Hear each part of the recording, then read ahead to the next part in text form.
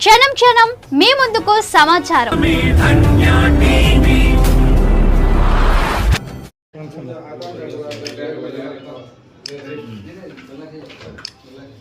పట్టణ ప్రజలకు, పాత్రికేయులకు, ఎలక్ట్రానిక్ మీడియా, ప్రింట్ మీడియా అందరికీ పేరు పేరున నమస్కారం. నిన్నటి రోజు Proddatur municipal chairman Bangaramohan Reddy, municipal vice chairman Bangaramohan Reddy, chairman గారు లక్ష్మీదేవి గారు పత్రికల సమావేశం ఏర్పాటు చేసి ఉన్నారు. నేనేం తెచ్చుకున్నా అంటే, నేను కూడా 35 సంవత్సరాల నుంచి పొద్దుటూరు మున్సిపాలిటీలో పనిచేస్తున్నాను. ప్రజలు వార్డు మెంబర్లుగా అయితేనేమి, మున్సిపల్ చైర్మన్గా అయితేనేమి, ఎమ్మెల్యేగా అయితేనేమి, ముఖ్యమంత్రిగా అయితేనేమి ప్రజలు ఎన్నుకొని ప్రజలను పరిపాలించేదానికి అధికారాన్ని ఇస్తారు.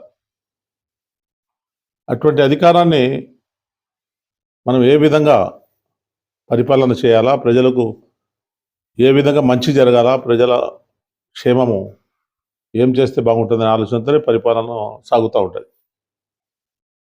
మొన్నటి రోజు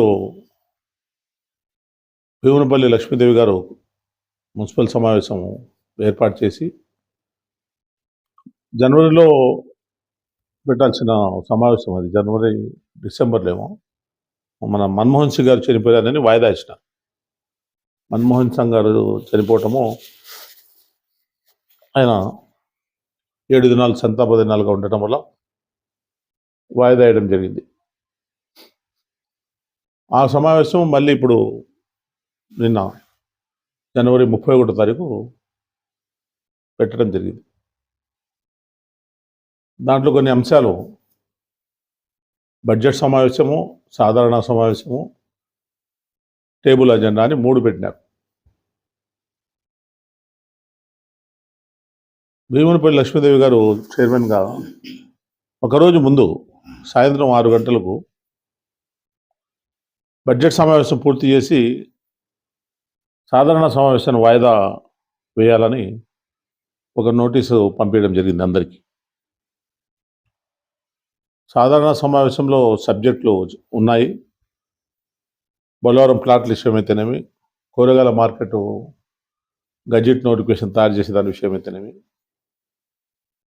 కొన్ని ఉద్యోగస్తులను రెగ్యులరేషన్ చేయటము, అట్లాంటి కొన్ని సమస్యలు ప్రజలకు సంబంధించినవి, ఇటు కాంట్రాక్టర్లకు సంబంధించిన సమస్యలు కూడా దాంట్లో పొందుపరచడం ఉంది.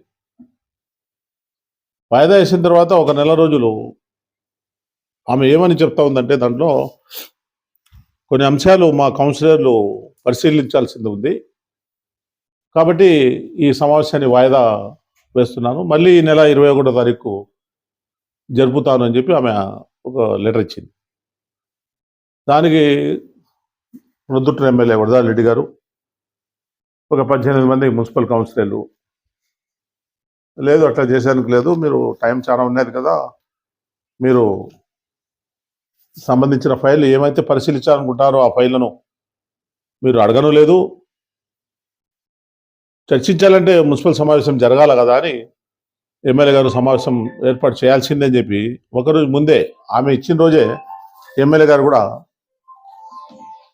18 మంది సంతకాలు పెట్టించి ఇవ్వడం జరిగింది. అది మున్సిపల్ కమిషనర్ గారికి చేరింది. మున్సిపల్ కమిషనర్ గారు ఈ భీమునిపల్లి లక్ష్మీదేవి గారు చైర్మన్ గారికి అందింది. దాన్ని ఆమె ఖాతరు చేయకుండా, దానికి ఏం సమాధానం కూడా చెప్పకుండా మరుసటి రోజు ఉదయం మీటింగ్ రావడం జరిగింది. మీటింగ్ వచ్చి 10:30కు బడ్జెట్ సమావేశం అయిపోయి చేసుకొని అందరు కౌన్సిలర్లు, ప్రొద్దుటూరు ఎమ్మెల్యే గారు అందరూ సమావేశం నిర్వహించాలా, కోరం ఉంది, 36 మంది కౌన్సిలర్లు ఉన్నారని చెప్పినప్పటికీ ఆమె ఎవరిని ఏ మాట ఖాతరు చేయకుండా బేఖాతరుగా వెళ్ళిపోవడం జరిగింది. అటువంటి పక్షంలో ప్రొద్దుటూరు ఎమ్మెల్యే ప్రజాపక్షాన నిలబడి ప్రజలకు ఏ అయితే పనులు ఉన్నాయో, ఏ అయితే అవసరం ఉన్నాయో అవన్నీ ఉల్లాసంగా డిస్కషన్ చేసి మున్సిపల్ చైర్మన్ కౌన్సిల్ జరపాలనే ఆలోచనతో చట్ట ప్రకారంగా, చట్టానికి విరుద్ధంగా కాకుండా, కోరం ఉంది, మెజారిటీ ఉంది, వైస్ చైర్మన్లు రాలేదు, చైర్మన్ కూడా వెళ్ళిపోయింది కాబట్టి ఉండే వాళ్ళలోనే చైర్మన్ ఎన్నుకొని సమావేశాన్ని నిర్వహించాడని చెప్పి కమిషనర్ గారితో చెప్పడం జరిగింది. కమిషనర్ గారు చట్టబద్ధతతో చట్టాన్ని చూసి కమిషనర్ గారు ఉండే కౌన్సిలర్లోనే ఒక కౌన్సిలర్ను ఎన్నుకొని ఆయన ఆధ్వర్యంలో మున్సిపల్ సమావేశం ఏర్పాటు చేసి సబ్జెక్టులన్నీ ఏ అయితే అంశాలు ఉన్నాయో అవన్నీ పాస్ చేయడము జరిగింది. ఈరోజు బంగారు మోహన్ రెడ్డి గారు మున్సిపల్ కమిషనర్ గారిని సస్పెండ్ చేయాలా, తెలుగుదేశం పార్టీ నాయకుల మాట విని చైర్మన్ గారి అధికారాలను కాలరాస్తున్నారు అని మీడియాకి ఇవ్వడం జరిగింది.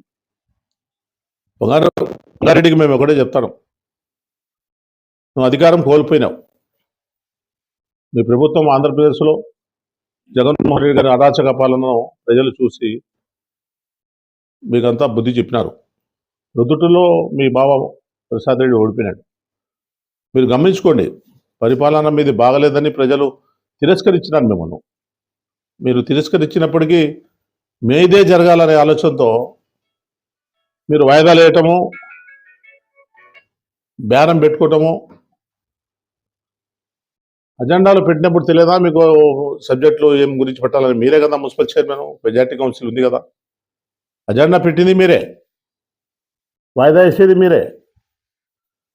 మళ్ళీ మీకు సబ్జెక్టులు ఎవరైతే ఉన్నాయో వాళ్ళు వచ్చి మీతో కలవకపోవడం పోవటమో, వాళ్ళు వచ్చి మీకు ఏదైనా లోపాయకరంగా మీకు ఏదైనా ఇచ్చుకోకపోవడమో ఇట్లాంటి చేస్తే మళ్ళీ వాయిదా వేయటము, మళ్ళీ కాలయాపన చేయటము, వాళ్ళని బ్లాక్మెయిల్ చేయటము, మీ పబ్బం గడుపుకునేదానికి చేస్తూ ఉండారే తప్ప ప్రజలకు మేలైన సేవ చేయడం లే. అది దృష్టిలో పెట్టుకొని రుదుటూరు ఎమ్మెల్యే గారు ఈ సమావేశాన్ని ఏర్పాటు చేయడం జరిగింది. రుదుటూరు ఎమ్మెల్యే గారు చేసిన పని ముమ్మాటికి ప్రజలకు కావాల్సిన పని, మంచి పని. బంగారు మోహన్ రెడ్డికి చెప్తాను, ఇప్పుడైనా ఒక సంవత్సరం కాలం ఉంది. ఈ సంవత్సర కాలం ప్రజలకు కావాల్సిన వసతులు, ప్రజలకు కావాల్సిన, ఇప్పుడు మీరు 4 సంవత్సరాలు పూర్తిగా వచ్చింది, నెలలో 2 నెలలు ఉంది. మీరు చేసిన నిర్వాహకము పొద్దుటలో అందరూ చూస్తున్నారు. ఏం చేసినారు, ఎంత డబ్బు అయిపోయింది. 70 కోట్ల రూపాయల డబ్బు మీరు మున్సిపల్ చైర్మన్గా ఎన్నికైనప్పుడు ఉంటే ఈరోజు జీరో, అసలు బడ్జెటే లేదు, అప్పుల్లో ఉన్నాము. 10 కోట్ల దగ్గర బిల్లులు ఇవ్వాల్సిన పరిస్థితి. మేము అది చేసినాం, ఇది చేసినామని మాజీ ఎమ్మెల్యే ప్రసాద్ రెడ్డి గారు గొప్పలు చెప్పుకుంటూ ఉంటాడు. ఏం చేసింది లేదు. ఎన్నో పథకాలు 1000 కోట్లు తెచ్చినామంటారు, 1000 కోట్లు మా జగన్మోహన్ రెడ్డి ఇచ్చినామంటారు. ఒక పని అయినా అయిందా? చెప్పుకోదగ్గ పని అయినా ఒకటైనా అయిందా? మార్కెట్ అంటారు, పగలు కొట్టినారు, కూలు కొట్టినారు, మార్కెట్ వాళ్ళంతా బజార్ పాలు చేసినారు. తెచ్చి డబ్బులు 10 కోట్లు 12 కోట్లు పని, ఏం 10-12 కోట్లలో పని అయిపోతుంది, మార్కెట్ కంప్లీట్ చేయొచ్చు. అట్లాంటి దాన్ని మీరు ఎక్కడ లేని విధంగా మీ సొంత స్వలాభాల కోసం కాంక్రీట్ అంతా దండిగా వేసుకొని, ఎవరు చూసినా ఇంజనీర్లు ఇంత మార్కెట్ కోసం, ఇక్కడ మార్కెట్ కట్టేదాని కోసం ఇంత డబ్బు, ఇంకా గ్రౌండ్ ఫ్లోర్ లెవెల్లో ఉంది, 13 కోట్లు 14 కోట్లు బిల్ అయిపోయింది, డబ్బు తీసుకున్నారు. 14-15 కోట్లకు కావాల్సిన మార్కెటే కట్టేయచ్చాడ. ప్రజాధనాన్ని దుర్వినియోగం చేసినాడు. ఇప్పుడు మార్కెట్ కట్టాలంటే మళ్ళీ ఇంకా 30-40 కోట్లు కావాలి. రివేజింగ్ అది మార్కెట్ ప్లాన్ను మార్చి అందరికీ ప్రజలకు అందుబాటులో ఉండే విధంగా కట్టాలనుకునే అభిప్రాయంతో పొద్దున ఎమ్మెల్యే గారు ఆలోచిస్తున్నారు. బంగారు మోహన్ రెడ్డి, నీ దౌర్జన్యాలు, అధికారులపై ఒత్తిడులు మానుకొని, అధికారులు పని విధానం తెలిసిన వాళ్ళు, ఇప్పుడు వచ్చిన కమిషనర్ ఏదో రాత్రి మొగలు పనిచేసే విధంగా ప్రజల్లోకి తిరుగుతూ ఉన్నాడు. ఆయనను ట్రాన్స్ఫర్ చేయాలని, ఆయనను వెళ్ళిపోవాలని భయభ్రాంతులకు గురి చేయటము, కలెక్టర్ గారికి చెప్తాము, కోర్టుకు పోతామని చెప్పి ఉద్యోగస్తులను భయపడిస్తే ఏ ఉద్యోగస్తులు పనిచేస్తారు? ఉద్యోగస్తులు లేకపోతే మనం ఏం చేయాలా పొద్దుటూరులో?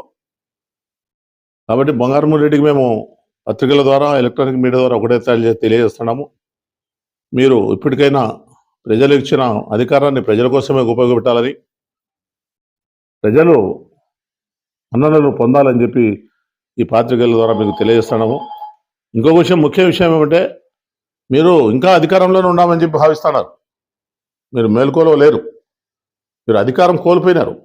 మీకు ప్రజలు మీ పరిపాలన బాగా లేదు అని చెప్పి తిరస్కరించినారు. మీరు తిరస్కరించినప్పటికీ మేము చెప్పిందే వేదము, మేము చెప్పిందే జరగాలని చెప్పి మీరు పట్టుబట్టి ఈ మాదిరిగా వాతావరణం సృష్టించడం మంచిదిగా అని చెప్పి నేను ఈ సందర్భంగా మీ అందరికీ తెలియజేసుకుంటూ, ముఖ్యంగా పొద్దుటూరు మున్సిపల్ కమిషనర్ గారు ఎవరికి భయపడాల్సిన అవసరం లేదు. పొద్దుటూరు ప్రజల అండదండలు మీతో ఉంటాయి. ఇటువంటి వాళ్ళందరూ చాలామంది వచ్చి పోయినారు పొద్దుటూరు మున్సిపాలిటీలో. మీ పరిపాలన మీరు అధికారులు ఏ విధంగా చట్టాలు ఉంటే ఆ విధంగా పరిపాలన చేయాలని చెప్పి ప్రజల తరపున తెలుగుదేశం పార్టీ రాష్ట్ర కార్యనిర్వాహక కార్యదర్శిగా నేను మీకు విన్నవించుకుంటూ సెలవు తీసుకుంటున్నాను. బంగారమణి రెడ్డి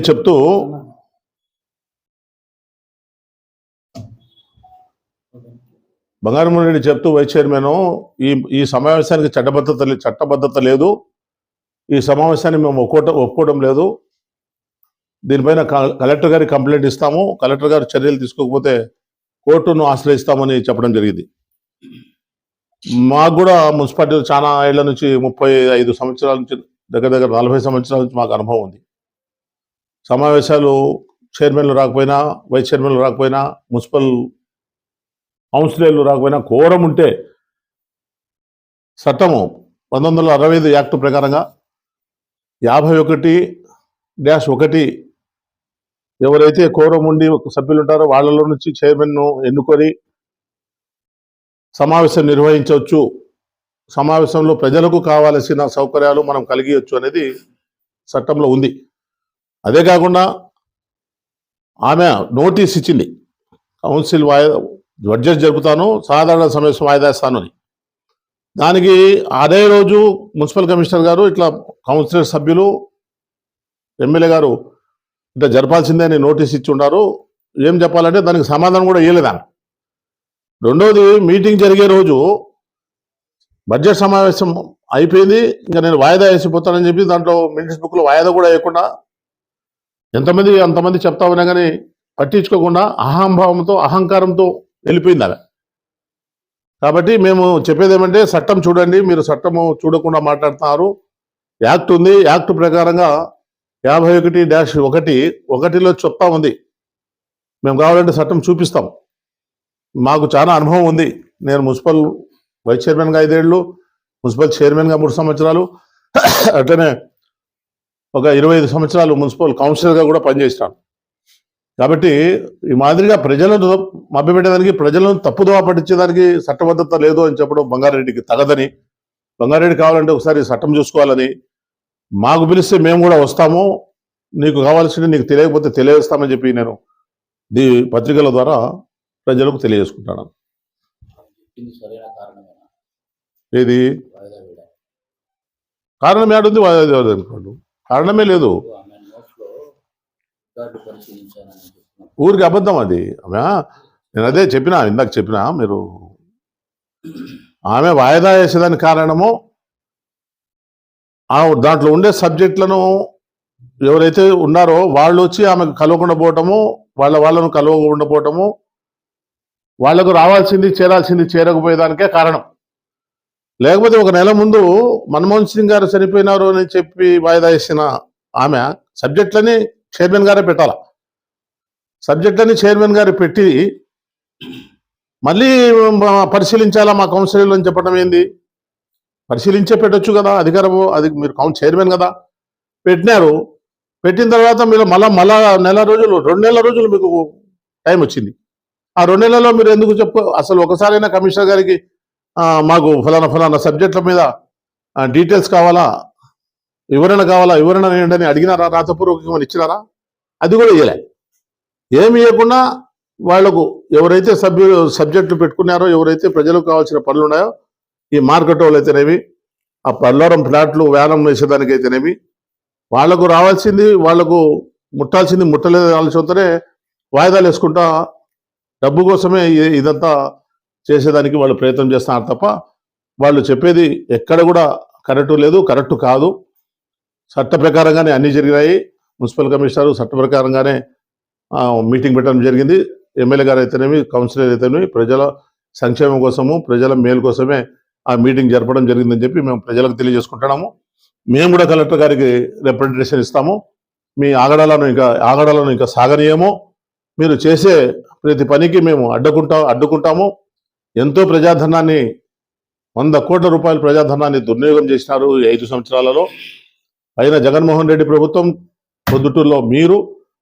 పొద్దుటూరును సర్వనాశనం చేసినారు. కాబట్టి మీ ఆగడాలని జరగనీయమని చెప్పి నేను ప్రజలకు తెలియజేసుకుంటూ సెలవు తీసుకుంటున్నాను. శ్రీ కారంజ నరసింహ కాలనీ ప్రొద్దుటూరు. సెంటు కేవలం 1,20,000 మాత్రమే. రామేశ్వరం జగనన్న కాలనీ ప్రక్కనే.